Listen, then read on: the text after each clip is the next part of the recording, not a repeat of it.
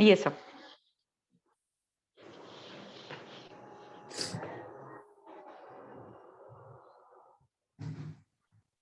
Screen this here, na? Yes, sir.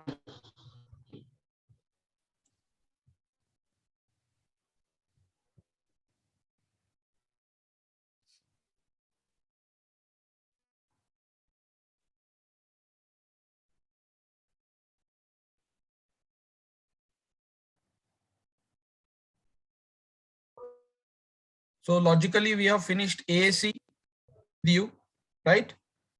And then COP with COP up to 8 standards with Deepa. So we'll start with COP 9. Fine. Hello. Hello. Can you hear me, Shobana?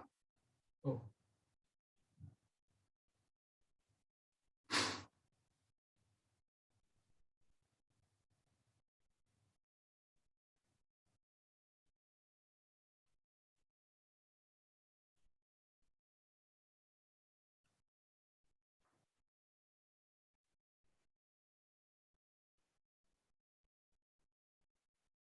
So COP means care of patient 9. The organization provides care in intensive care and high dependency unit in systematic manner.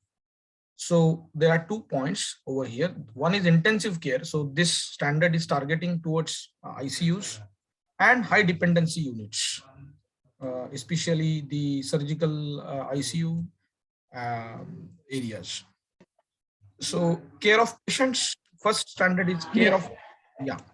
The first objective element is care of patients in intensive care and high dependency units.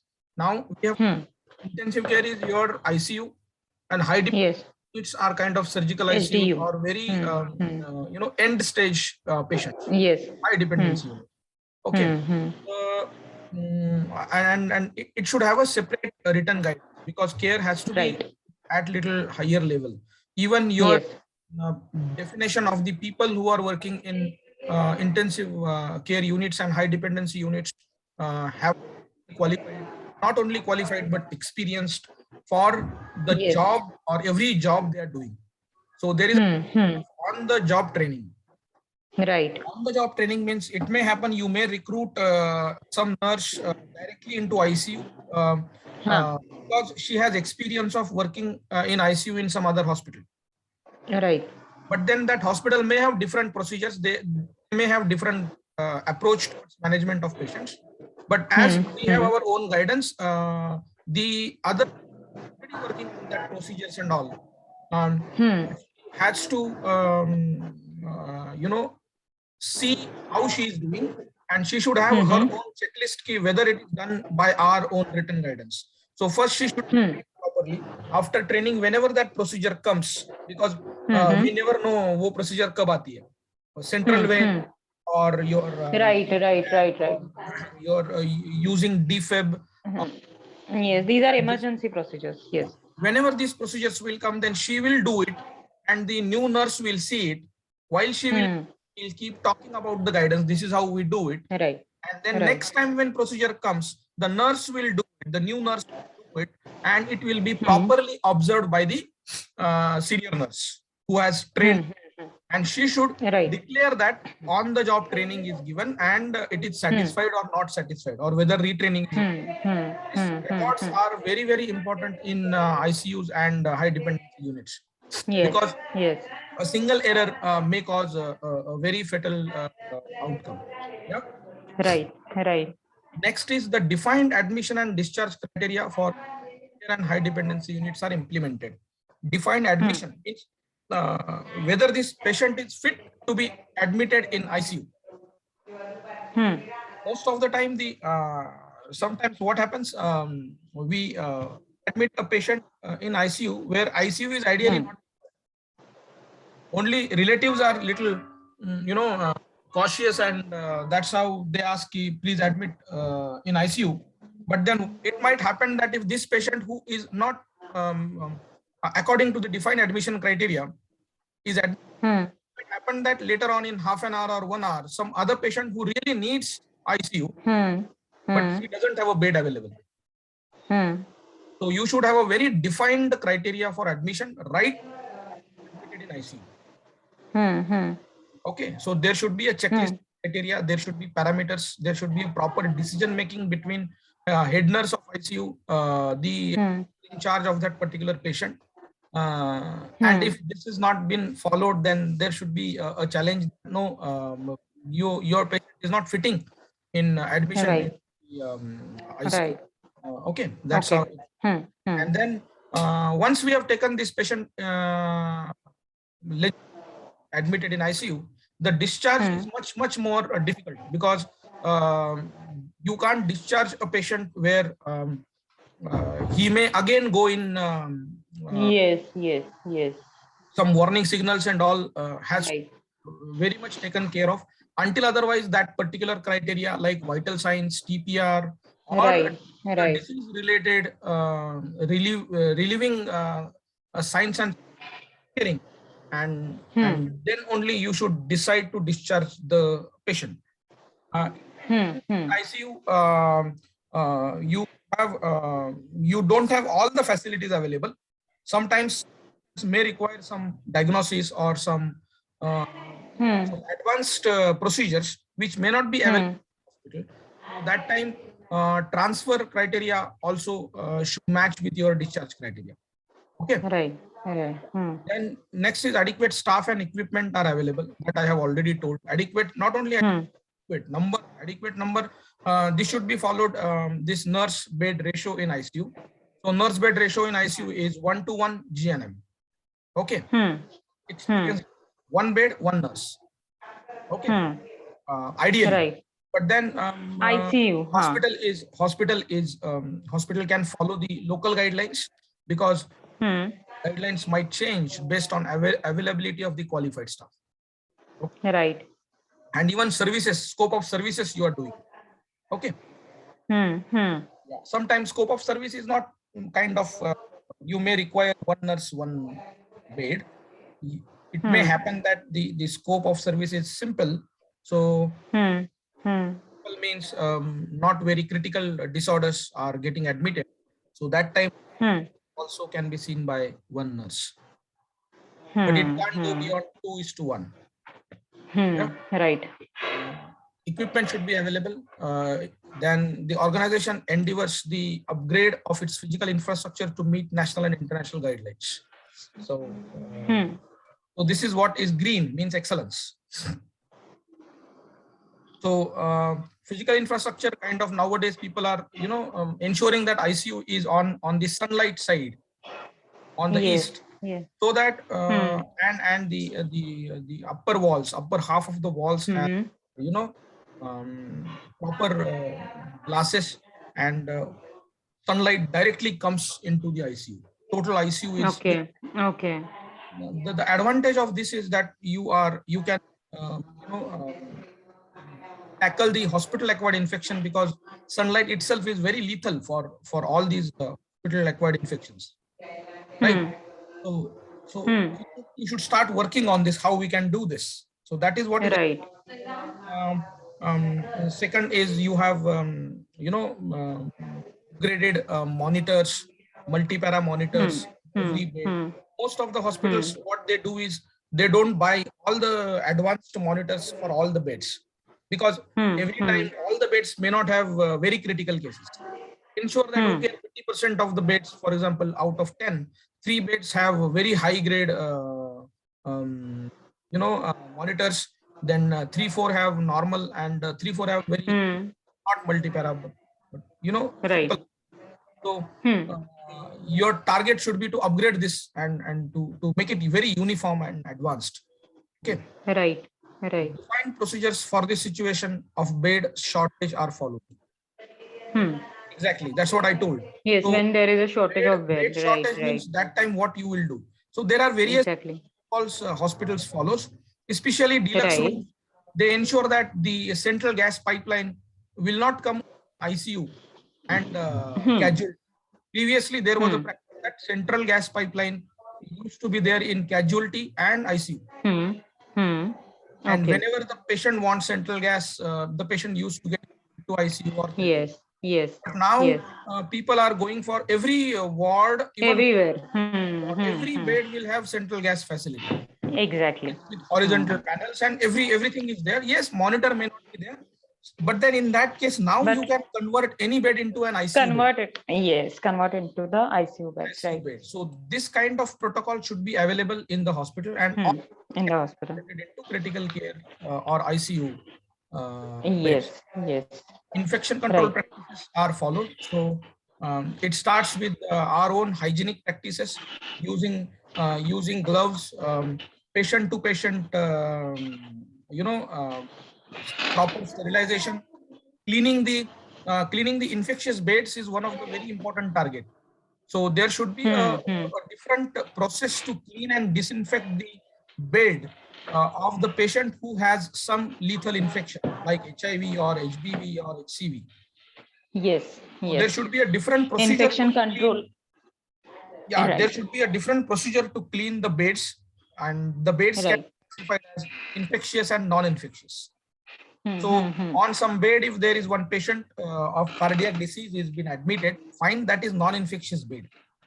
But on some bed, if the patient with severe multi-drug resistant tuberculosis is admitted,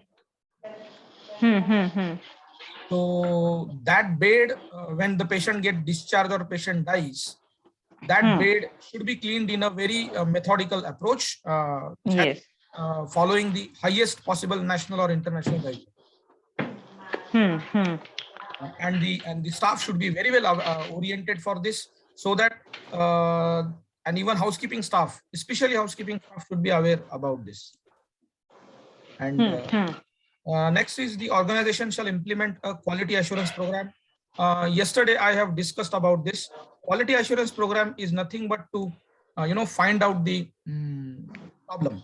So in NABH framework, we have a quality manager who Yes. whether the staff is following processes or not. So there should be a daily observation or daily internal audit kind of thing. And if she is in ICU and she is finding that the intracath procedure is done without, so she will file a deviation or a daily observation deviation. There is a deviation form. This deviation will be filed against that nurse and department. And the observation will be the intracath procedure is done without. Okay. In this particular SOP name, clause number, it is clearly mentioned that all procedures should be done with PPEs. PPEs means personal protective equipment. Personal protective equipment. Yes. So it is not been followed. So that nurse should be aware, or head of should be aware how to respond to this problem. And responding to a problem, always follow a typical line, as we have discussed: root cause, immediate action, corrective action, and preventive action. And that's how all should be trained on this, how to think quality. So she should not write root cause that the hospital is not providing us gloves, which is a very common thing. Right. To save amount, hospital does not actually provide the gloves. So shortage of the gloves is root cause, but it may not attract management. But then we have a responsibility to convince management that, sir, this is what is the root cause. We can't. Right? Shortage of gloves was the reason, or whether gloves were present and the nurse was not aware of PPE. Right. Or she is not comfortable with the gloves, because gloves are higher size gloves.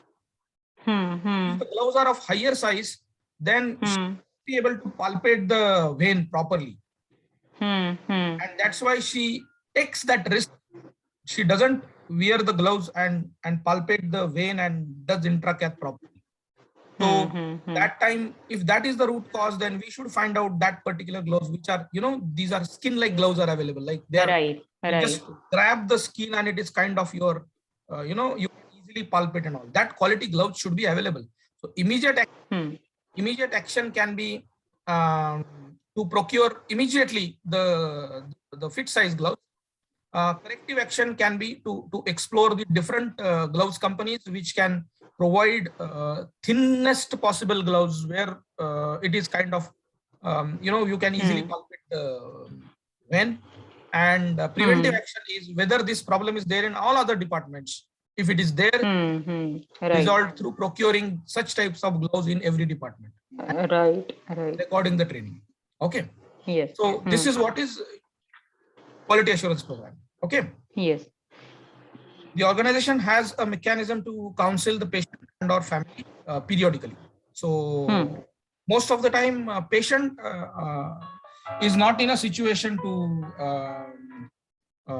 ask about his situation in especially ICU and high dependency unit areas. But here the relatives are very cautious. Hello. So the relatives are very, very cautious here and they keep asking different questions at different times. So it's our responsibility to have a dedicated counseling room in nearby ICU or high dependency unit areas, and where whenever the relative wants to get the information about patient, we should have a mechanism to counsel them with a specific frequency.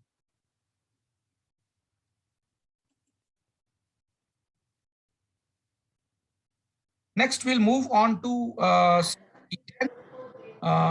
organization provides safe obstetric care. Okay.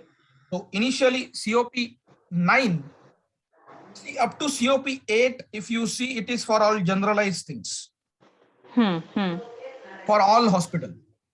COP 9 is for ICU and ICUs and HDUs. COP 10 is for safe obstetric care. For safe obstetric care, obstetric services are organized and provided safely. Now, what they mean by organized is obstetric care is not only one phase of delivery of the newborn. The most important thing comes first. The patient comes with pain, and then we have to decide and do the proper initial assessment and gauge the approximate time of delivery, or should have a very proper checklist to decide the severity of the pain, and at the same time whether there are complexities for the fetus, whether there is a cord around neck or whether it is pregnancy. So there are so many conditions before delivery. When we put the patient on table, before that there are so many things which we really have to take care, and most of the time they are ignored. What we do is simple. We do a PV and we say it is not dilated. Now, it will take 6 to 7 hours. Right. That is not the right practice. So what is organized? Organized means you should have a proper plan of care, and you should have to classify that particular pregnant woman who is going to get delivered sooner or later. There should be a very exhaustive checklist to decide whether to get her delivered here, whether we have that facilities, what is the condition of fetus, what is the heartbeat of fetus, what are the previous findings of the ANC, UHG, whether she has not done UHG, whether she has gone through all the all the preventive mechanisms like folic acid and iron supplementation, everything. Yes. And if the case is not in the scope or beyond the available equipment or skill of that particular hospital, they should have very strong network of transfer to the right place safely. Yes. So this is very, very important, because I'll tell you there are around 35 newborns daily. Okay. Could have been saved, but they cannot be saved because the services are not organized and they don't take care of. Understand? It is just Right. not organized. So what happens? The female comes with a pain. It is 2-finger dilatation. Yes. But that time USG is not done. And then when full dilated, then they find that it is a breach. And at the same time, she goes in PIH. Her BP shoots out. And then they call ambulance. Ambulance takes 1 hour. And she dies in the ambulance.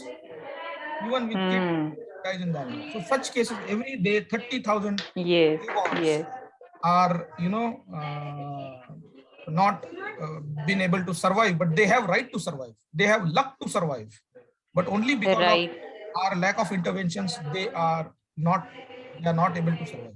Okay.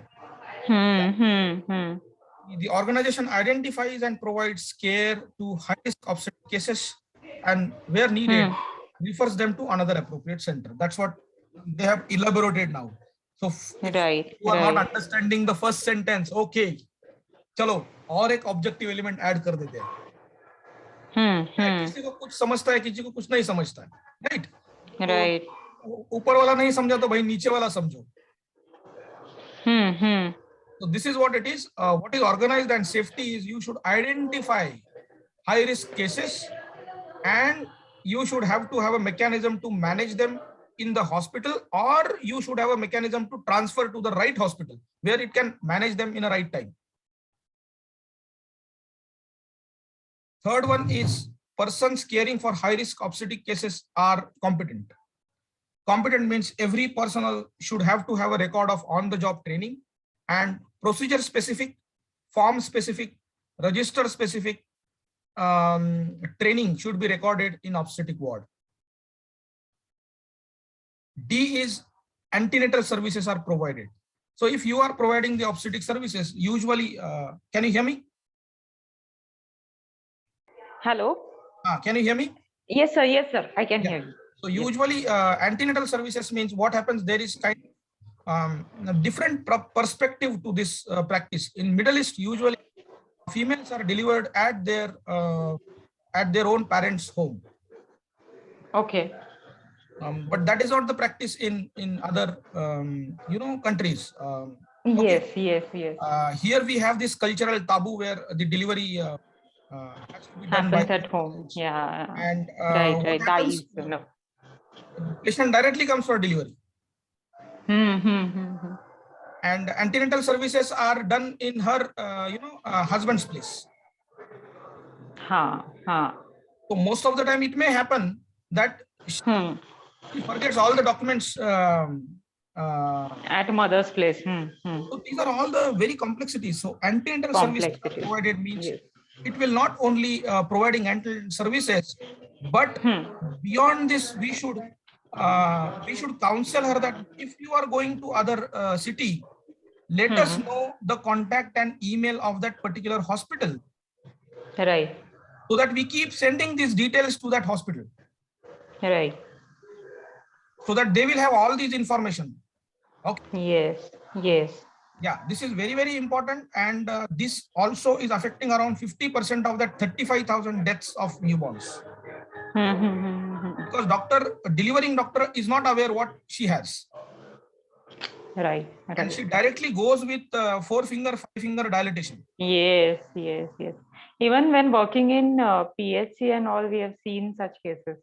Yeah. And at a time, 5 deliveries come. Absolutely. We don't have beds also. And, yeah. and it is like chaos, complete chaos into the delivery room. Absolutely. So antenatal services means not only testing the lady, but training both husband and wife in their own language. That is not happening. Yes. Right. And NABH asked this. NABH asked whether parents counseling is happening every time when antenatal. Right. And both husband and wife has to be present. Right. This is the practice, and husbands get antenatal leaves in foreign countries. Okay. Here now in our country also it is there, na sir? Some Most of the IT MNCs companies they are give. giving now. MNCs are giving. Yes. Father parenting leave also is available for 4 months. 3 months. Yes. Yes. But it Yes. is very But lagging. normally only in MNCs. MNC. Yeah, but it is very, very much lagging behind. Ideally, Hmm. if you see in JCI or in Australia or US or UK, Right. if the husband and the wife is not been prenatal services, this lady will not get admissions at the time of delivery. Okay. Okay. Okay. Until otherwise that certificate is present. That is too strict. Until otherwise that certificate is present that yes, on this date, this session they have attended this date, and that is certified. Okay. If both are not Okay. present on single session, lady will not get admitted. They'll say no, we can't get admitted. So that's a fear created. So they take care. Exactly. Exactly. Right. Yeah. So that is the meaning of antenatal services, not Right. USG and it's very, very method of doing antenatal services. Okay. Yes, I know. Yes, sir. Next is obstetric patients assessment also includes maternal nutrition. Antenatal service assessment mein maternal nutrition is one of the most important thing because fetus is taking most of the nutrition from mom. So her nutrition status has to be assured. She should be counseled properly and ensure that she is having food on time. So dietary advices are very important. Not only that, the follow-up calls also should be made to the patients. It is not that doctor has told. Now, as you see, there are so huge OPD for doctors, so doctor doesn't get time for counseling. So there should be a antenatal counseling zone in the hospital, or there should be a material which is present in the form of booklets in the local language with very simple language with pictures and all, colorful pictures and all. And that should be given to the mom, and you should be told her that every day morning you should go through this booklet, whether you are following these things. Morning you up how you. Yes. So it also is a good approach, and at least they ask this whether you have these design booklets in the local language with very nice pictures and all. Right? Right. Yeah. The organization caring for high risk obstetric cases has the facilities to take care of neonates of such cases. So as I told you, ideally not only high risk obstetric cases, but every obstetric service center should have to have at least one warmer for neonates. Now most of the hospitals does not have. They say if there is a problem, then we'll shift the baby. That's fine. Shift the baby. Ambulance is taking half an hour. For that half an hour, if the baby is warmer, it is better for her. Yes. So and even high risk obstetric cases, so they have complete unit of such warmers. Yes, warmers. But sir, now is it mandatory to have one warmer? Yeah. It is mandatory to have. Every labor ward has to have one warmer. So this is as per NABH standards or Indian health standards? And even gas pipeline. Right. No, but sir, is it according to NABH or is it according to the Indian health standards? NABH. See, we are talking NABH. We are focused on NABH. Okay. We have given examples that fine, but that has not come in this objective analysis now. Tomorrow, when the 6th edition will come, we might find one more objective element here that both husband and wife should go through training. That is not been specified here. So we have just taken the example where we are comparative to yes, I understand. International guidance. We are here to discuss the national guidance at this point. Next one is COP 11. Now see, it is pediatric ward. Okay.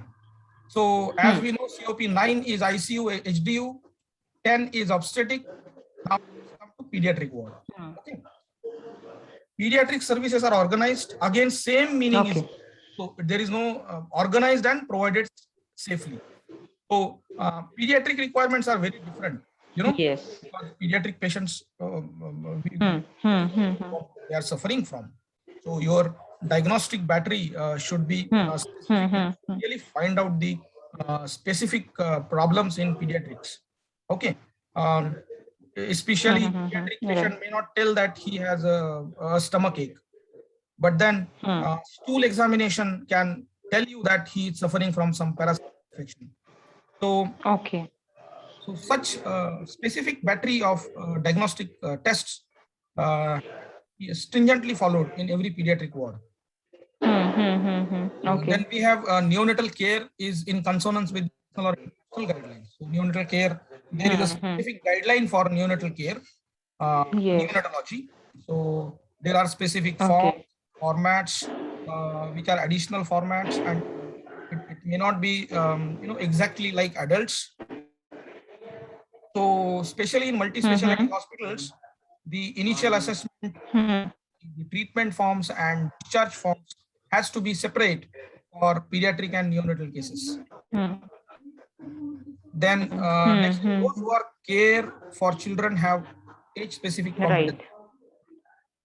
Okay, those who are care for children have age-specific competency. What do we mean by this? Those who care for children have age-specific care for children have age-specific competency. I mean, if like geriatric people cannot handle them properly, so is it regarding that? Yeah. It might be that. Yes. So you're right. See, it should be people who are specifically experienced in handling children, and at the same time, the people's age should be have a criteria that they cannot be more than 40. Right. Their eyesight should be good. Exactly. Strong, they should be caring and so many things. Right. Next is, so basically they should be trained as well as age specific requirements are there. Yeah. We can have less than 35 only can manage them. More than not have scheduling of these nurses in pediatric wards. Yes. That might be the Then next is provisions are made for special care. Provisions are made for special care for children. Special care means there are some Down syndrome patient come. Yes. Or disabled patient come. Disabled. Patient with polio. Yes, physically challenged patients.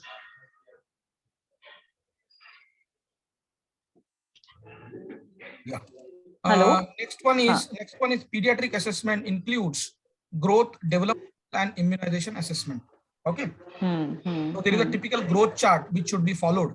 Yes. Now we have found that there is a growth chart provided, but nobody deals it that seriously. Growth chart has to be filled up seriously and as actually. Okay. Right. The organization has measures in place to prevent child and neonate abduction and abuse. So that is what is Code Pink. So Code Pink should be established in the organization. Yes. So especially every obstetric ward should have a CCTV inside and inside the ward. Most of the time inside the ward there is no CCTV. But here there should be a CCTV in camera inside the ward, and it should cover all the beds, everything. Right. There should not be any area which is not coming under the monitoring of CCTV.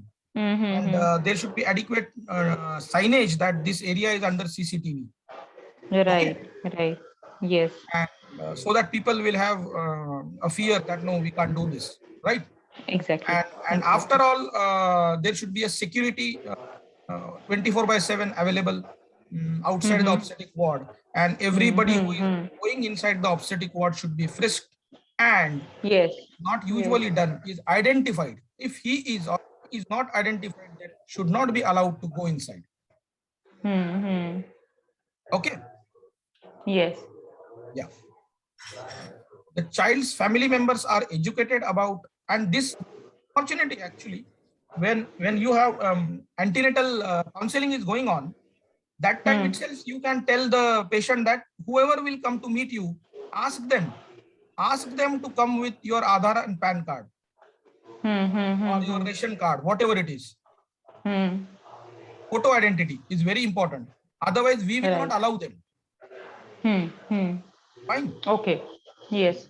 And if though such thing happens, then obviously the relevant people like nurse, security, the moment female mom or female whenever the mother shouts that my child is not in the place, that time who should do what should be very planned, and every 6 months at least you should conduct a drill. That veteran nurse, what she will do, security will call to the police, especially traffic police, and they have this jam, all the nearby areas. Half an hour travel will be packed and everybody will be checked for the baby. Okay. The local police station will get a call and they'll start searching nearby. They'll start seeing the CCTVs and all on the roads. Okay. Right. Meanwhile, inside the female, the mother will be consoled. Don't worry, we are taking care. And then again, hospital should have a mechanism to immediately see the CCTV and send that CCTV footage to the nearby police station. Right. So this is what is Code Pink execution. Okay. Next is the child's family members are educated about nutrition, immunization, and safe parenting. Right. Okay, family members are educated. Now this has come here. Yes. For pediatric, it has come here. But the same sentence should be available in obstetric care. Antenatal services are provided, and see, obstetric patient assessment on maternal nutrition. Here it can come, but it has not come somehow. Exactly. Educated about nutrition. Educated about nutrition, immunization. Now this is child's, not the mother. Okay, pregnant women's family members are educated about nutrition. Should be. Yes. That will come there. Next one is procedural sedation provided in a consistent and safe manner. Now this is procedural sedation, means it is for any procedure you have anesthesia, right? Sedation is kind of different ways: local anesthesia, general anesthesia, partial sedation. So the objective elements are focusing on that. Procedural sedation is administered in consistent manner, means for every procedure you should have a mechanism or you should have a specific sedation process, and it should be followed. Informed consent should be taken before any anesthesia or sedation. Competent or trained persons, means only anesthesiologist can administer the sedation. Okay. The person monitoring sedation is different from the person performing the procedure. This is not happening frequently in our hospitals. So there should be done by and review by column in this process, documentation. Somebody is doing and somebody is reviewing whether it is done the way decided. Then next one is intra-procedure monitoring. Intra-procedure, you have done the sedation, include heart rate, cardiac rhythm, respiratory rate, blood pressure, oxygen saturation, and level of sedation. So at least these points has to be there, minimum. Maximum you can go any level. Minimum these points should be, on the side, and every 2 minutes you should follow this and document this. The moment you find it is crossing the limit or it is something critical, then you should have a mechanism to work on it. Okay. Yes. Then patients are monitored after sedation, and same is doctor. Not only while sedation, but after sedation also for some time till comes at the normal levels of heart rate. Yes. He should Vitals be normal. Not be left alone. He should be monitored properly. Criteria are used to determine the appropriateness of discharge from the observation or recovery area.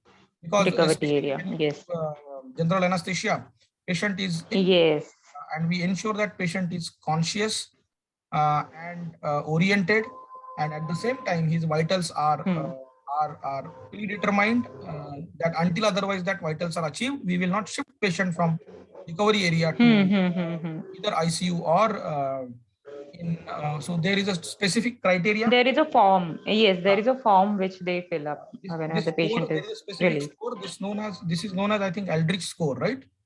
Aldrich score. Yes, sir. Aldrich score should be available at every sedation area. Okay. Area. Yes. Equipment and workforce are available to Hmm. who have gone into deeper level of sedation than initially intended. Right. So if he has gone deeper level of sedation, then you should have adequate equipment and workforce to manage the patient. Okay. Yeah. So this is what it's COP 12. So now 8 more are pending. So we are good over here.